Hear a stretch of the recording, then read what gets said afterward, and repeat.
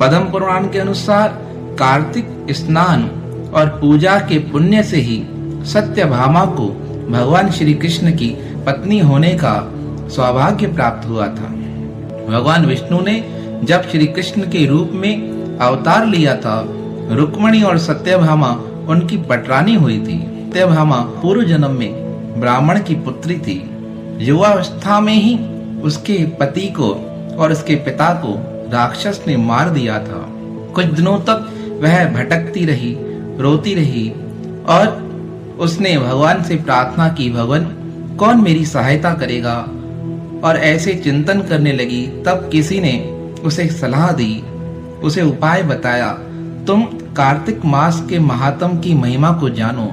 इस मास में भगवान विष्णु जल के अंदर निवास करते हैं, इसलिए इस महीने में नदियों व तालाब में स्नान करने से श्री विष्णु भगवान की पूजा और साक्षात्कार का पुण्य प्राप्त होता है।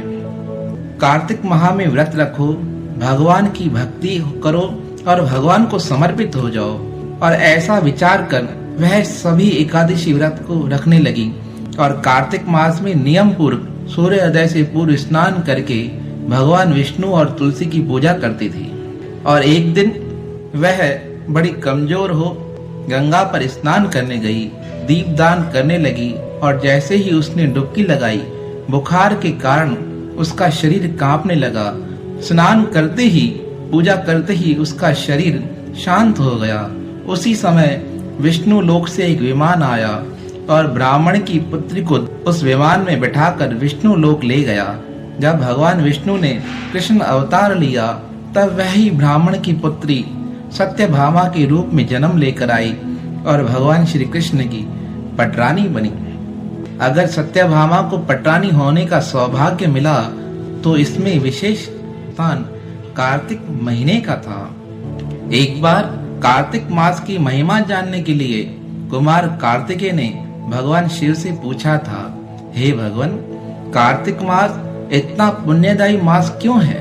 इस पर भगवान शिव जी ने कहा, यह कार्तिक मास देवों को भी अति दुर्लभ है और शास्त्रों में इस मास का विशेष स्थान है। कहते हैं भगवान विष्णु के परम भक्तों के लिए यह तो आनंद का महीना है। पद्म पुराण में भी और अन्य स्कंद पुराण आदि शास्त्रों में भी इस मास का विशेष महात्म गाया गया है। मासानाम कार्तिक श्रेष्ठो देवानाम मधुसूदन तीर्थ नारायण सखी त्रिय दुर्लभम कलौ। अर्थात मासों में कार्तिक, देवों में भगवान विष्णु, तीर्थों में बद्री विशाल का श्रेष्ठ स्थान है और तीनों ही इस कलयुग में सुलभ है। भक्तों के लिए इनकी सुलभता भगवान ने स्वयं की है। कार्तिक मास भगवान को अति प्रिय है। पुराणों के अनुसार जो फल सामान्य दिनों में 1000 बार गंगा स्नान का होता है, प्रयाग में कुंभ के दौरान गंगा स्नान का जो फल होता है, वही कार्तिक मास में सूर्योदय से पूर्व किसी भी नदी में स्नान करने मात्र से प्राप्त हो जाता है। शास्त्रों के अनुसार कार्तिक मास स्नान की शुरुआत शरद पूर्णिमा से होती है और इसका समापन कार्तिक पूर्णिमा को होता है। पद्म पुराण के अनुसार जो व्यक्ति पूरे कार्तिक माह में सूर्योदय से पूर्व उठकर नदी तथा तालाब में स्नान करता है और भगवान विष्णु की पूजा करता है, उस पर भगवान विष्णु की असीम कृपा होती है। पद्म पुराण के अनुसार जो व्यक्ति कार्तिक मास में नियमित रूप से सूर्योदय से पूर्व स्नान करके धूप दीप सहित भगवान विष्णु की पूजा करते हैं, वह भगवान विष्णु को प्रिय होते हैं। इस कार्तिक मास में दीप दान का भी विशेष महात्म है। कहते हैं दीप दान करने से हमारे अनंत जन्मों के पाप निवृत्त हो जाते हैं। प्रातःकाल जल्दी उठकर दीपदान करना चाहिए। यह तो परम सौभाग्य है। गंगा नदी के किनारे अगर आपका पवित्र मास गुजरे, प्रयागराज का स्थान हो और कार्तिक का महीना हो, यह तो बड़ा दुर्लभ संयोग है। पर अगर इतना नहीं हो पाए तो हम नित्य प्रति अपने घर में प्रातःकाल जल्दी उठे, स्नान आदि से निवृत्त हो परमात्मा का ध्यान करें। जो चीज हमें पसंद हो वह उन व्यक्तियों को दान करें जिन्हें उस चीज की परम आवश्यकता है। कार्तिक मासम के महात्म के लिए तो कई लोग पूरे महीने निराहार रहते हैं। कई भक्तगण रात्रि के समय तारों को देखकर भोजन करते हैं। कईयों का नियम ऐसे होता है, पूरे महीने में प्रातःकाल उठकर किसी तीर्थ में स्नान करते हैं। तीर्थ में ना कर पाए तो अपने घर पर ही गंगा मैया के मंत्रों को याद कर जल से स्नान करते हैं। अगर कभी हमसे यह व्रत टूट जाए तो इसका भी एक विधान है। इसे त्रिकालिक व्रत कहा जाता है। यह त्रिकालिक व्रत कार्तिक पूर्णिमा से 3 दिन पहले प्रारंभ होता है। कार्तिक शुक्ल त्रयोदशी, चतुर्दशी और पूर्णिमा के दिन सूर्य उदय से पूर्व स्नान करना चाहिए। व्रत रखने वाले को दूसरों की निंदा से बचना चाहिए। ब्रह्मचर्य का पालन करे, पत्तल पर खाना खाए। इस तरह 3 दिन तक दीप का दान करे।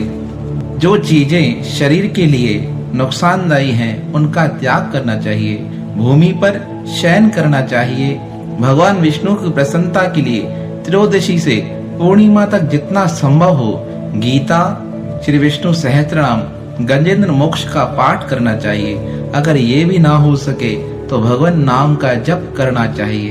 त्रिकाली के विषय में शास्त्र कहते हैं, त्रयोदशी के दिन व्रत का पालन करने से समस्त वेद प्राणी को पवित्र करते हैं। चतुर्दशी के व्रत से यज्ञ और देवता प्राणी को पावन बनाते हैं। पूर्णिमा की व्रत से भगवान विष्णु द्वारा पवित्र जल प्राणी को शुद्ध करते हैं। इस प्रकार अंदर और बाहर से शुद्ध हुआ प्राणी भगवान विष्णु की लोक में शरण पाने योग्य बन जाता है। इतना महात्म इस कार्तिक का है। और बड़े बड़े जो उत्सव त्योहार हैं वह सब इस कार्तिक माह के अंतर्गत ही आते हैं। दिवाली, धनतेरस, मत्स्य अवतार का जन्म इसी कार्तिक माह में हुआ था। और कहते हैं देवताओं को परेशान करने वाले राक्षस जालंधर को मारने के लिए भगवान ने इसी माह में अवतार लिया था। वह जालंधर वृंदा का पति था। वह वृंदा ही अगले जन्म में तुलसी बनी। यह कथा बड़ी रोचक और सुंदर है। तुलसी के महात्म के दिन इसके बारे में वर्णन किया जाएगा। तो कार्तिक महात्म ऐसा विशेष महीना, इस माह के अंतर्गत ही प्रबोधनी एकादशी अथवा देव उठनी एकादशी कहा जाता है। इसका भी विशेष महात्म है। इस दिन भगवान विष्णु 4 माह की निद्रा के बाद उठते हैं, जिसके बाद मांगलिक कार्य शुरू हो जाते हैं। इस महीने में तप व पूजा पाठ उपवास का विशेष महात्म होता है, जिसके फलस्वरूप जीवन में वैभव की प्राप्ति होती है। इस माह में तप के फलस्वरूप मोक्ष की प्राप्ति होती है। इस माह के श्रद्धा से पालन करने से दीन दुखियों का उद्धार होता है। दीप दान का भी इस माह में विशेष महात्म है। इस दिन पवित्र नदियों में, मंदिरों में दीप दान किया जाता है। साथ ही आकाश में दीप छोड़े जाते हैं। यह कार्य शरद पूर्णिमा से प्रारंभ होकर कार्तिक पूर्णिमा तक चलता है। दीप दान के पीछे का सार यह है कि इससे घर में धन आता है। कार्तिक में लक्ष्मी जी के लिए दीप जलाया जाता है और संकेत दिया जाता है, अब जीवन में अंधकार दूर होकर प्रकाश देने की कृपा करें। कार्तिक में घर के मंदिर, वृंदावन नदी के तट पर शयन कक्ष में दीप लगाने का विशेष महात्म है। तुलसी पूजा का भी इसमें विशेष महात्म है। कार्तिक में सबसे अधिक महात्म भजन का है। पूरा साल हम जितना भजन करें उससे अधिक फल कार्तिक में थोड़े से भजन पे मिल जाता है। इसलिए जितना बन सके हम इसमें भजन सुमरन में अपने मन को लगाएं। वह परम दयालु भगवान इस माह में अपने भक्तों पर विशेष अनुकंपा करते हैं। वह हर समय अपने भक्तों के साथ रहते हैं, पर नियम यह है, प्रातःकाल सूर्य उदय से अपने आप को जगाएं, मांस, मदिरा, व्यसन आदि का त्याग करें, प्याज, लहसुन, बैंगन का त्याग करें। इन सब का सेवन निषेध है। ब्रह्मचर्य से अपने जीवन का पालन करें।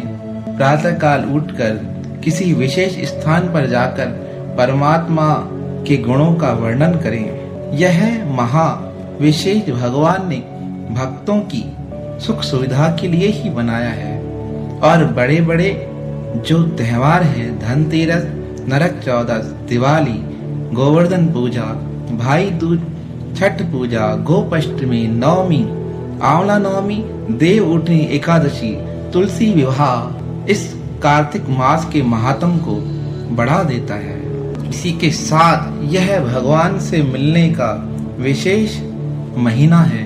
किस प्रकार सत्य भामा ने भगवान को चिंतन करते करते प्राप्त कर लिया। जो इस माह में सच्ची लगन से भगवान का सुमरण करते हैं, उन्हें भी उस परम तत्व की प्राप्ति होती है।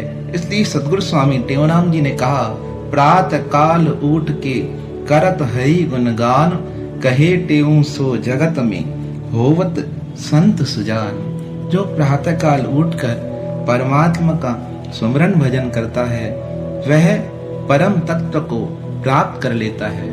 इसी महीने के आखिरी के 5 दिनों में भीष्म पंचक के नाम से भी जाना जाता है। इसमें 5 दिन दीपदान किए जाते हैं। कहते हैं वह दिए 5 दिन तक अखंड जलते हैं। और वह किसके निमित्त जलाए जाएं? हमारे पूर्वजों के निमित्त, चाहे अपने लिए जलाए जाएं। तो कहा जाता है यह दिए एकादशी से पूर्णिमा तक जलते हैं। इनका विशेष ध्यान रखना चाहिए। यह जलते रहने चाहिए, यह बुझे नहीं। जब हम यमराज की ओर यात्रा करते हैं तो इन दियों का प्रकाश हमें प्राप्त होता है। आप सब इस कार्तिक मास के महात्म को जान, इसकी महिमा को सुन अपने जीवन को अवश्य सफल बनाएं। यही आप सबके लिए हमारी ओर से विशेष शुभकामना है। श्री लक्ष्मी नारायण भगवान की जय। पवित्र कार्तिक मास की जय। सद्गुरु स्वामी टेवराम महाराज की जय।